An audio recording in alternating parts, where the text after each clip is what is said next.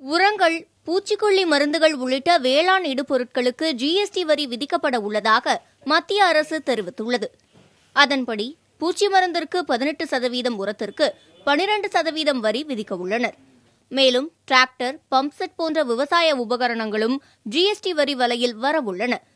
தமிழகம் உள்ளிட்ட சில மாநிலங்களில் வேளாண் பொருட்களுக்கு வாட் வரியிலிருந்து விலக்கு அளிக்கப்பட்டிருந்த நிலையில் தற்போது வந்துள்ள ஜிஎஸ்டி வரியால் ஏற்படும் விலை உயர்வு பெரும் சுமையாக அமையும் என்கின்றனர் வேளாண் பெருமக்கள்.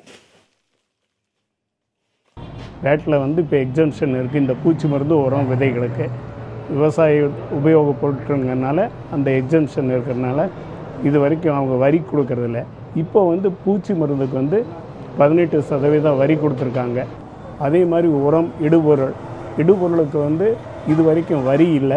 இனி அவர் 12% மத்திய அரசு சேவை வரி அறிமுகப்படுத்தியிருக்காங்க. இன்றைக்கு இந்த வேளாண் கருவிகளுக்கும், பண்ணை கருவிகளுக்கும், இயந்திரங்களுக்கும் வரி விதிப்பு என்பது ஏற்றுக்கொள்ளவே முடியாது, தாங்கிக் கொள்ள முடியாத ஒரு சுமையிலே நாங்கள் இருக்கிறோம். மத்திய அரசு இது மறுபரிசீலனை செய்ய வேண்டும்.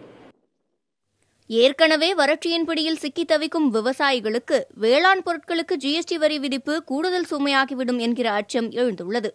அதனால் தாங்கள் வாங்கும் பொருட்களுக்கு தொடர்ந்து வரி விலக்கு கிடைக்க மத்திய அரசு உதவிட வேண்டுமென விவசாயிகள் கோரிக்கை வைக்கின்றனர். வறட்சியின் காரணமாக ஏற்கனவே விவசாயிகள் பல்வேறு இன்னல்களுக்கு ஆளாகி வரும் சூழலில் தற்பொழுது வேளாண் பொருட்களுக்கு ஜிஎஸ்டி வரி விதிப்பது அவர்களுக்கு மேலும் ஒரு கவலையை ஏற்படுத்தியுள்ளது.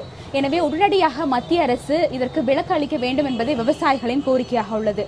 புதிய தலைமுறைக்காக கோவையிலிருந்து ஒளிப்பதிவாளர் தீபனுடன் சுஜாதா.